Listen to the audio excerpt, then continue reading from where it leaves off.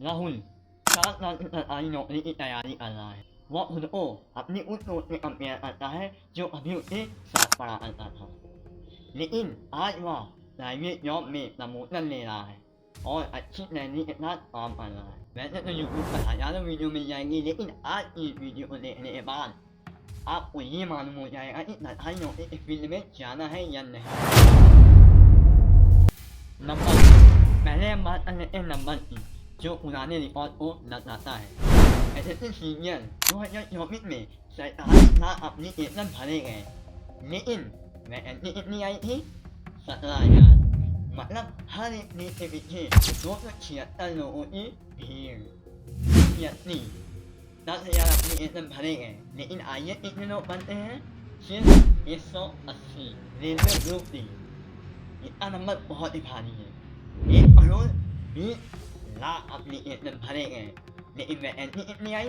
सिर्फ 1,00,000। इसलिए आप अंदाजा लगा सकते हैं कि सरकारी नौकरी में भीड़ तो बहुत है, लेकिन कॉम्पिटिशन इसका खेल कुछ अलग ही है।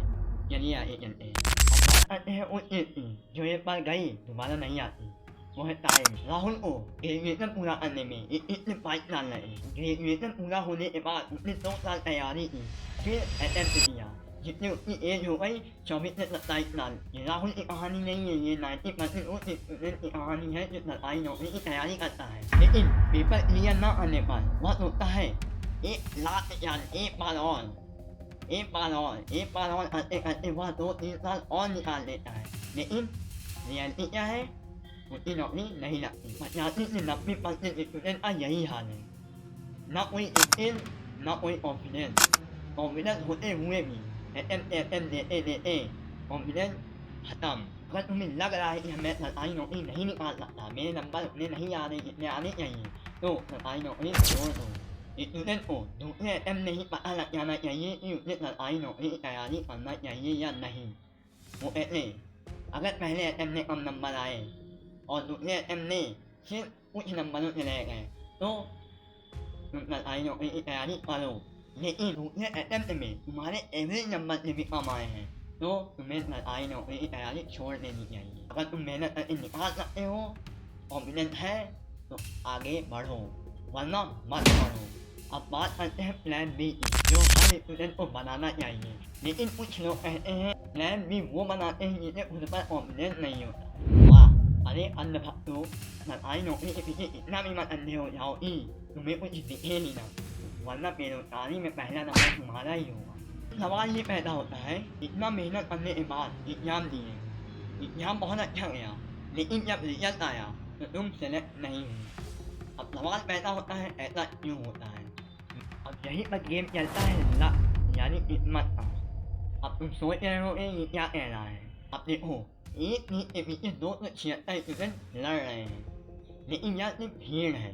276 स्टूडेंट में से आधे से ज़्यादा स्टूडेंट मेहनत नहीं करते, यही कंपटीशन को कम करता है। अब मान लो 276 में से 100 स्टूडेंट ऐसे हैं जो बहुत मेहनत करते हैं, 100 छोड़ो 50 स्टूडेंट ऐसे हैं जो बहुत मेहनत करते हैं। अब ये 50 स्टूडेंट कोई नॉर्मल स्टूडेंट नहीं है, ये वो स्टूडेंट है जो डेली 8 से 10 घंटा मेहनत कर रहे हैं एक चीज को पाने के लिए। लेकिन अब रियलिटी यहीं पर शुरू होती है। अब उस एक चीज के पीछे 50 लोग मेहनत कर रहे हैं, लेकिन सच्चाई यही है कि उन सभी 50 स्टूडेंट में से सिर्फ एक स्टूडेंट ही ऐसा होगा जिसकी नौकरी लगेगी। ऐसा तो नहीं है कि वो 50 स्टूडेंट मेहनत नहीं करते हैं, बहुत मेहनत कर रहे हैं, लेकिन लगेगा सिर्फ एक का। उन्हीं 50 में से कितनों का लास्ट अटेम्प्ट होगा जिनकी नौकरी नहीं लगेगी।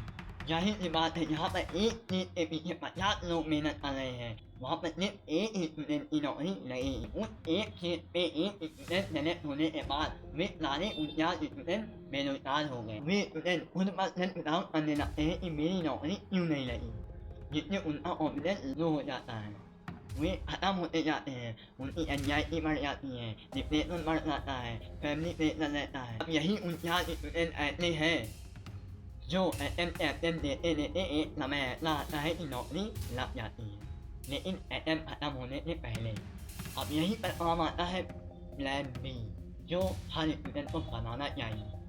Ủa in mafia, ai biết nè in mẹ ta bắt nên nên nè giật là ai nó in in ủa in join nè in sát ít nát với online mẹ in nè अब इन mafia ये तो कह देते हैं ये हमारे youth ने select हुआ है लेकिन वो ये नहीं बताते कि सिर्फ ऐसे 2-3 इंसिडेंट हैं जिनसे लड़ाई नौकरी लगी है जो सेलेक्ट हुए हैं लेकिन हजारों बच्चे हत्या जो सेलेक्ट हुए ही नहीं आत्महत्या अब उन हजारों स्टूडेंट की mental health breakdown low confidence tension depression in सब से गुजरना पड़ता है जिसके कारण कई स्टूडेंट अपनी जान गंवा बैठते हैं इन गवर्नमेंट जॉब लगने के बाद नेम फेम रिस्पेक्ट पावर और आप एक अच्छी लाइफ को हासिल कर लेते हैं इन यहाँ पे भी लोग क्या है सरकार ने ट्रांसफर पर बैन लगा दिया है अब ट्रांसफर ऐसी ऐसी जगहें हो जाती हैं वहाँ पर लोगों की भाषा अलग होती है अब वहाँ पर वे समझ नहीं पाते कि लोग हमसे क्या कह रहे हैं हम उनसे क्या कह रहे हैं जहाँ मैं रहता था वहाँ मैं हूँ ही नहीं तो कौन सा रिस्पेक्ट इस वीडियो को देखने के बाद